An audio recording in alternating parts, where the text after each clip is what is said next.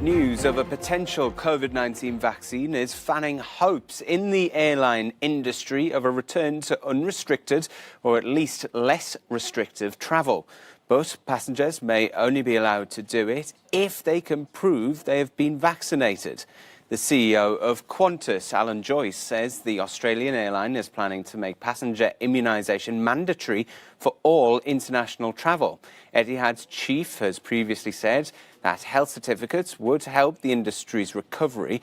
Airlines have suffered huge economic losses due to measures aimed at slowing the spread of the virus. And for more on this, let's speak to Guy Schoen, the CEO of Explain the Market.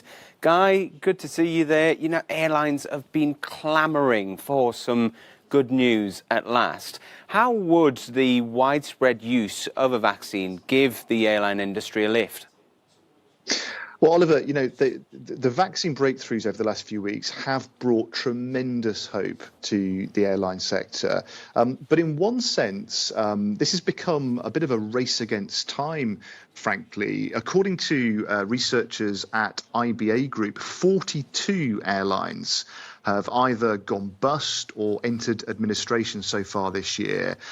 All airlines, frankly, have found it impossible to trade and serve passengers anything like close to a normal fashion. And of course, airlines are very, very expensive operations to run. Cash flow is tremendously important. They need cash coming in continually to survive. And if they can't get that cash coming in from customers, well, then the only other route is through funding, private funding or government support. And we know, too, that those routes in have been challenging, too. So the vaccine news over the last 2 weeks has brought a great ray of hope right across the sector.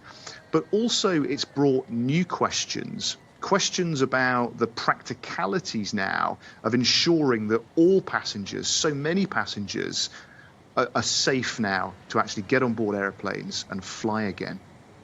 Well, let's just delve into that a little bit more. Surely, will there have to be a coordinated scheme, some sort of standardised paperwork to prove that you've been vaccinated? And then who picks up the cost of this? Is it the airlines or is it ultimately going to be passengers? Well, Oliver, coordination's the key, isn't it? You know, in such an important sector with so many different moving parts, airports, suppliers, fuel, airlines, all sorts of brands that need to come together to get us flying and get our tickets processed properly. And that coordination is going to be an incredibly difficult challenge, despite this hope that's emerged from the vaccine news. You know, Qantas, as you said, have announced today their plans to demand that passengers on international flights prove that they've been vaccinated before boarding any Qantas aeroplane. The CEO actively looking at terms and conditions on all of our tickets to make it absolutely necessary that we have that proof before we get on board.